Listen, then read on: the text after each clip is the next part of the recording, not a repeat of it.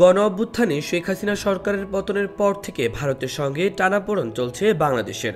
দেশ দুটি কেউ কাউকে ছেড়ে কথা বলছে না, তবে উত্তেজনার পারদ চড়ছে না। পারস্পরিক স্বার্থ সংশ্লিষ্ট বিষয়ে সম্পর্ক এগিয়ে নিতে একমত হয়েছে নয়াদিল্লি ও ঢাকা। জাতিসংঘ সাধারণ পরিষদের অধিবেশনের ফাঁকে যুক্তরাষ্ট্রে নিউ ইয়র্কের অন্তর্বর্তী সরকারের পররাষ্ট্র উপদেষ্টা মোহাম্মদ তৌহিদ হোসেনের সঙ্গে ভারতের পররাষ্ট্রমন্ত্রী এস জয়শঙ্করের বৈঠকে এ প্রত্যয় ব্যক্ত করেন তারা। ওই বৈঠকে দুই নিকট প্রতিবেশী দেশের মধ্যে এই বিষয়ে আলোচনা হয়েছে। মঙ্গলবার সকালে বাংলাদেশের পররাষ্ট্র মন্ত্রণালয়ের সামাজিক যোগাযোগ মাধ্যম এক্সে এ তথ্য জানিয়েছে। নিউ ইয়র্কের স্থানীয় সময় অনুযায়ী সোমবার সন্ধ্যায় তৌহিদ হোসেনের সঙ্গে এস জয়শঙ্করের বৈঠক অনুষ্ঠিত হয়। পররাষ্ট্র মন্ত্রণালয় থেকে বলা হয়েছে, বাংলাদেশের পররাষ্ট্র উপদেষ্টা তৌহিদ হোসেন জাতিসংঘ সাধারণ পরিষদের বৈঠকের ফাঁকে ভারতের পররাষ্ট্রমন্ত্রী এস জয়শঙ্করের সঙ্গে বৈঠক করেন। এ সময় তারা পারস্পরিক স্বার্থ সংশ্লিষ্ট বিষয় নিয়ে আলোচনা করেন। বিগত আওয়ামী লীগ সরকারের সঙ্গে ঢাকার সঙ্গে দিল্লির সম্পর্ক ছিল উষ্ণ। 5 আগস্ট ছাত্র জনতার অভ্যুত্থানের মুখে প্রধানমন্ত্রীর পদ থেকে পদত্যাগ করে দেশ ছেড়ে ভারতে চলে যাওয়ার পর থেকে বাংলাদেশের রাজনৈতিক পট পরিবর্তন হয়। এর প্রেক্ষাপটে ভারত বাংলাদেশের সম্পর্কের মধ্যে নেতিবাচক টান পড়ে। সেই টানাপোড়েনের মধ্যে এই প্রথম দুই দেশের উচ্চ পর্যায়ের প্রতিনিধিদের মধ্যে প্রথম সরাসরি কোনো বৈঠক অনুষ্ঠিত হলো।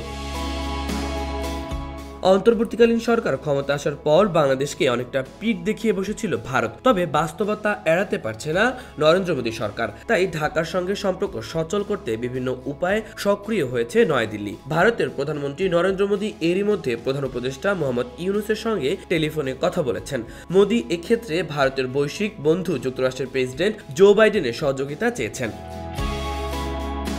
এদিকে মঙ্গলবার নিউ ইয়র্কে ডক্টর ইউনূসের সঙ্গে বসবেন বাইডেন। সেখানে ভারত বাংলাদেশের ইস্যু নিয়ে আলোচনা হতে পারে। বিশ্লেষকরা বলছেন, দ্বিপাক্ষিক সম্পর্ক উন্নয়ন করতে হলে আগে আস্থা প্রতিষ্ঠা করতে হবে ভারতে। বাংলাদেশের জনগণের ভাষা বুঝতে হবে নয়াদিল্লিকে। অতীতে শেখ হাসিনার কর্তৃত্বপরায়ণ সরকারকে ভারত নিজের স্বার্থে টানা সমর্থন দিয়েছে।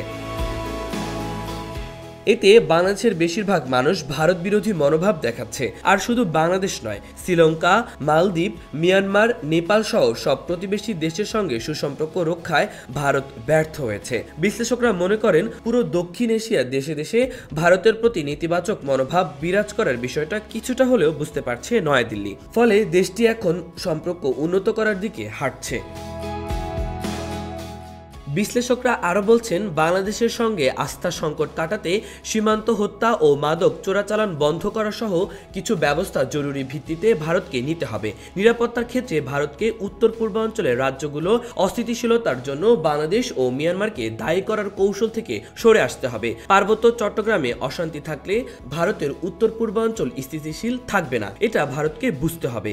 বাংলাদেশ ও মিয়ানমারকে আস্থা নিয়ে কি করে ভারতের উত্তর পূর্বাঞ্চল, পার্বত্য চট্টগ্রাম, রাখাইন সহ পুরো অঞ্চল স্থিতিশীল ও শান্ত রাখা যায় তার ব্যবস্থা করতে হবে। মাহবুবুর রহমান ইমন, খবর সংযোগ।